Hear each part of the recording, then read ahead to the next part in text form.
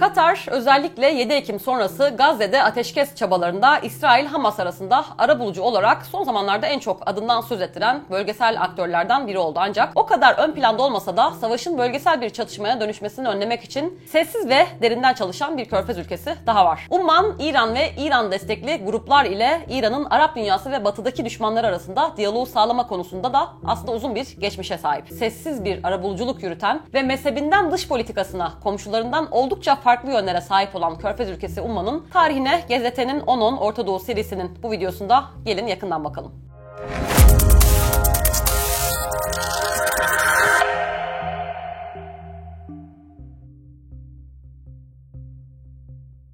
18. yüzyıl başı itibariyle Umman, Bahreyn'den Mozambik'e uzanan etki alanı ile görkemli bir deniz imparatorluğuydu. Ancak bu etki alanı evde hassas bir din ve kabile dengesi üzerine kuruluydu. Nitekim bu hassas denge Umman'ı yöneten Yariba Hanedanı'nın son etkin ismi Sultan bin Saif 1718 yılında vefat edince bozuldu ve Umman 1744'e kadar sürecek bir iç savaşa sürüklendi. Hemen hemen aynı dönemde okyanusun hemen ötesindeki İran'da Safavi İmparatorluğu'nun çöküşüyle bir iç savaşa sürüklenmiş ve Nadir Şah'ın yükselişine şahit olmuştu. Nadir Şah, İran'da iç savaşı bitirmenin ötesine geçip etki alanını Umman'a da yaymak istedi. Ancak İran'ın bu girişimi Ummanlı kabilelerin birleşmesine yardımcı oldu. İran'a karşı mücadelenin liderliğini yapan Ahmet bin Said 1750'de Umman'ın ibadi ulemasının da onayı ile imam oldu. Böylece Umman'ı günümüze kadar yönetecek Al-Bu Said ailesinin hanedanlığı başladı. Nitekim Umman'ın hali hazırdaki sultanı Heysem bin Tarık da Ahmet bin Said'in 7. nesil torunu. Ahmet bin Said'in 1778 yılında ölümünün ardından oğulları ve torunlar arasında iktidar mücadelesi başladı. Bu mücadele Ahmet bin Said'in torunu Said bin Sultan'ın iktidarını rakipsiz tesis edeceği 1806 yılına kadar sürdü. Takip eden yarım asra yakın süre boyunca Said bin Sultan, Umman'ın güneybatıda Afrika'nın doğu sahillerinden kuzeyindeki İran ve kuzeydoğusundaki Pakistan'a kadar yayılan alanda Deniz Ticaret İmparatorluğunu tekrar inşa etti. Hatta Said bugün Kenya'daki sahil kenti Mombasa'yı ele geçirdikten sonra başkentini Muskat'tan Zanzibar'a taşıdı. Said Seyşel adalarında vefat etti ve orada toprağa verildi. Said öldüğünde çocukları arasındaki mücadele Umman'ı ikiye böldü. Afrika'nın doğu kıyıları Zanzibar Sultanlığı oldu. Anavatan Umman ve okyanusun karşı kıyısında İran-Pakistan arasında uzanan sahil ise Muskat ve Umman Sultanlığı. Zanzibar Sultanlığı Said'in oğulları ve torunları tarafından 1964'e kadar yönetildi. Son Zanzibar Sultanı Cemşit bin Abdullah aynı yıl gerçekleşen bir halk devrimiyle yıkıldı. Bir adı olan Zanzibar kısa bir süre sonra Anakara ile birleşerek Tanzanya oldu. Uzun yıllar İngiltere'de yaşayan Cemşit ancak 2020'de yeni Sultan Heysem bin Tarık'ın izniyle anavatanına dönebildi. Bu videonun esas konusu olan Muskat ve Umman Sultanlığı da 1868'den 1871'e kadar olan 3 yıllık süre hariç Said bin Sultan'ın çocukları ve torunları tarafından yönetildi. Ancak hiçbiri Said bin Sultan seviyesinde etkin bir yöneticilik yapamadı. Muskat ve Umman Sultanlığı yavaş ancak sistematik bir zayıflama dönemine girdi. Bunun başlıca sebebi ise sultanlığın ticaret gelirlerinin azalmasıydı. Sadece Afrika'nın doğu sahilleri kaybedilmedi. İngiliz buharlı gemileriyle de rekabet edilemedi. Hal böyle olunca iç siyasi mücadelelerin başlaması da gecikmedi. Said bin Sultan'dan sonra Muskat ve Umman Sultanı olan oğlu Süveyni 10 yıllık iktidarının sonunda bizzat kendi oğlu Salim tarafından öldürüldü. Ancak Salim bu Said ailesinin başka bir kolundan gelen Azam bin Kays'ın isyanını bastıramadı ve 2 yıl sonra Hindistan'a kaçarak orada öldü. Azam bin Kays'ın İmam Sultanlığı da sadece 3 yıl sürdü. Zira Said bin Sultan'ın başka bir oğlu Turki bin Said'in isyanı ile karşı karşıya kaldı ve giriştiği bir çatışmada öldürüldü. Bu çalkantılı dönemin en kritik neticesi Muskat ve Umman Sultanlığı'nın otoritesinin sadece Batina adı verilen sahil kesimi ve en güneydeki Salala bölgesiyle sınırlı kalması, okyanusa paralel uzanan Hacer Dağları ve ardında ise zayıflaması ve yok olması oldu. Hatta iç bölgelerde etkin olan ibadi ulema 1913 yılında kendi aralarından birini Selim bin Raşid el-Harusi'yi imam seçti ve sultanlığa isyan etti. İsyan tarafların 1920 yılında imzaladığı Siib Anlaşması ile sona erdi. Böylece Muskat ve Umman Sultanlığı da fiilen ikiye bölündü. Bu durum 1950'lere kadar da devam etti. Burada bir parantez açıp ibadilik konusuna da kısaca değinmemiz gerek. Bilindiği üzere 4. halife Ali ile Şam valisi Muaviye arasında 3. halife Osman'ın katlinin sorumlularının cezalandırılması üzerine ciddi bir anlaşmazlık yaşandı. Bu anlaşmazlık nihayetinde bir savaşa dönüştü. Sıffin Savaşı olarak bilinen bu savaş, tarafların bir hakem heyetinin oluşturulması kararıyla sona erdi. İmzalanan taahhütnameye göre hakem heyeti halifelik meselesini de çözecekti. Halifelik sorununun bir hakem heyetiyle çözülemeyeceğini iddia ederek Ali'nin kararına itiraz eden bir grup ordudan ayrıldı ve böylece tarihte haricilik olarak bilinecek akımın ilk grubunu oluşturdu. Takip eden 200 yıl boyunca haricilik devlet baskısı ve şiddetine maruz kaldı. Ancak özellikle Basra'da yer altında da olsa gelişimini devam ettirdi. Ilımlılaştı, kendi kelamını ve fıkhını oluşturdu. İbadilik işte bu sürecin bir meyvesi olarak ortaya çıktı. İbadiliğe ismini veren ve kurucusu olarak kabul edilen Abdullah bin İbad'ın talebesi Cabir bin Zeyd, mezhebin ikinci imamı oldu ve ibadiliğin yayılması için çabaladı. Bu çabalar neticesinde ibadilik Yemen, Horasan ve Kuzey Afrika gibi bölgelerde de taraftar buldu. Ancak uzun vadeli olarak varlığını sadece Umman'da sürdürebildi. Bunda Cabir bin Zeyd'in Umman'daki Nizva yakınlarında bir köyde doğmuş olması önemli rol oynamış olsa gerek. Nitekim ibadilik ilk olarak Basra'da yaşayan Ummanlılar arasında kabul gördü. Umman'da ilk ibadi devleti 8. yüzyılın ortalarında kuruldu. Ancak bu devletin ömrü kısa oldu ve Abbasiler tarafından yıkıldı. Umman'ın çöller ve dağlar tarafından korunan güvenli ortamında ibadiler varlıklarını devam ettirdi ve Abbasilerin gücünün zayıfladığı dönemlerde tekrar kendi devletlerini kurdu. 10. yüzyıldan itibaren günümüze Umman'ın ve yöneticilerinin hakim mezhebi ibadilik oldu. Bu özelliğiyle Umman aslında sadece Körfez bölgesinde değil, bütün İslam dünyasında tek ülkedir. Umman bu özelliğiyle aynı zamanda Müslüman kardeşlerin kök salamadığı da tek Arap ülkesi.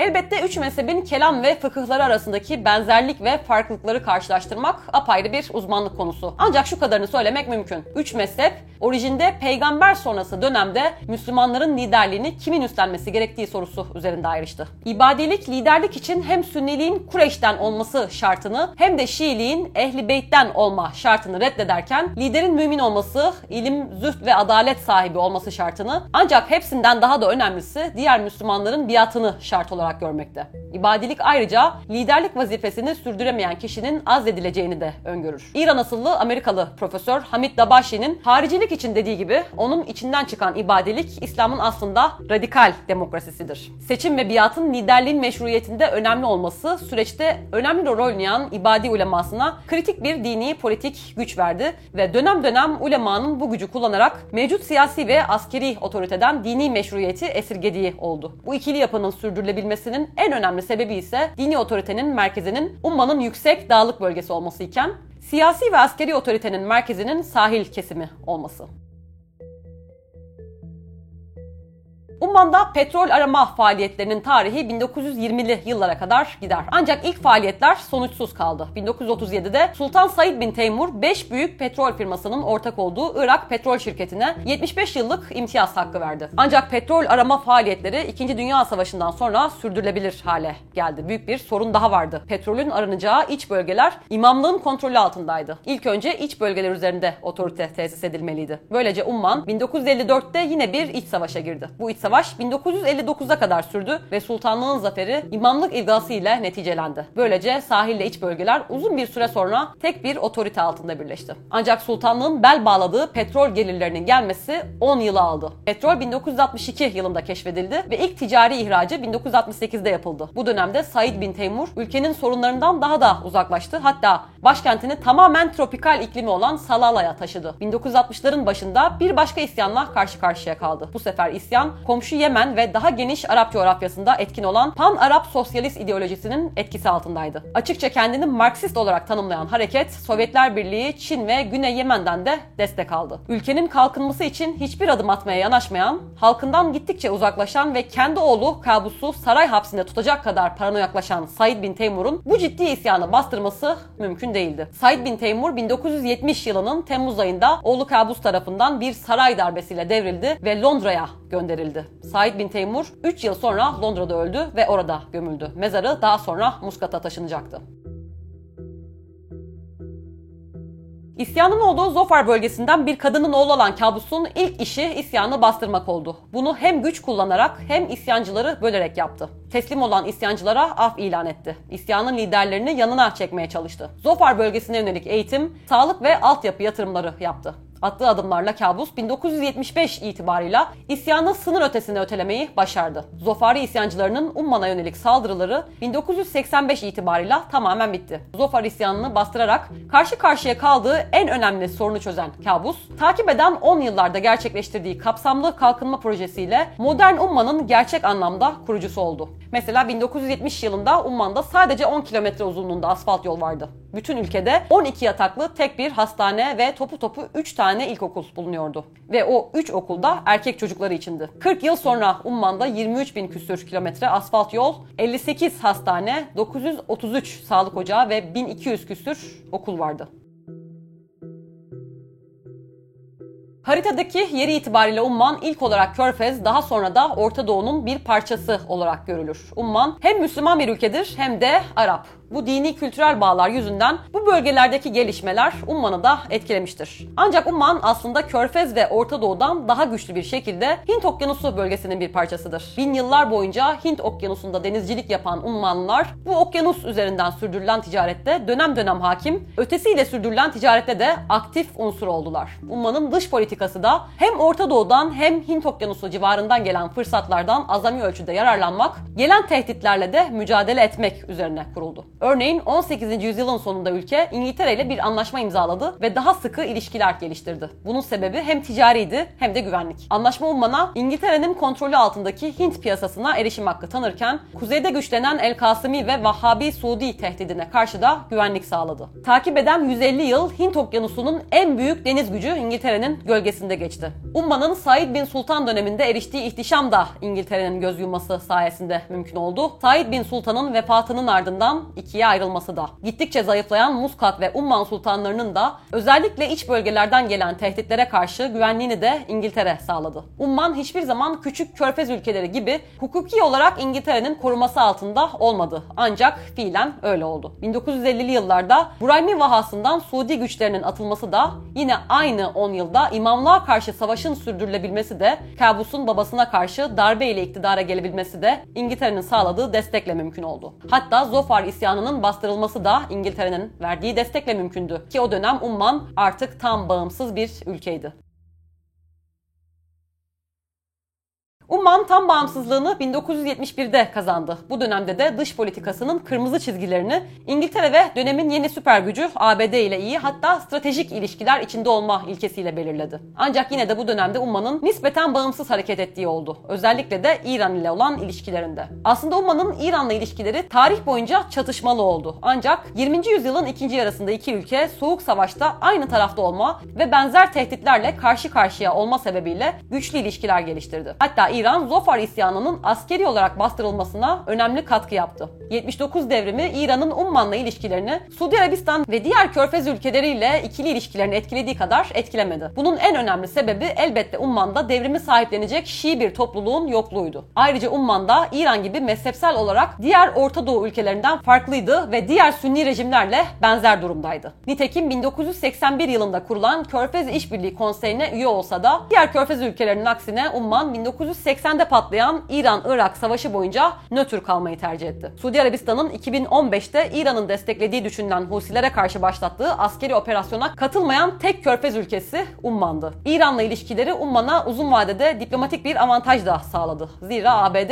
Umman kanalıyla İran ve İran destekli gruplarla iletişime geçebildi. Örneğin 1999'da Başkan Bill Clinton, İran Cumhurbaşkanı Muhammed Hatemi'ye yazdığı mektubu Ummanlı yetkililer kanalıyla ulaştırdı. Umman, Kızıldeniz'in güneyindeki gemilere saldırılar düzenleyen Yemenli Husiler ile ABD arasında da bir arka kanal oluşturdu. ABD ile İran arasında dolaylı görüşmelere ev sahipliği yapan Umman, geçtiğimiz yıl Eylül ayında iki ülke arasındaki esir rehine takasında ve İran fonlarından Güney Kore'den Katar'a 6 milyar dolarlık transferde de kilit aktörlerden biriydi.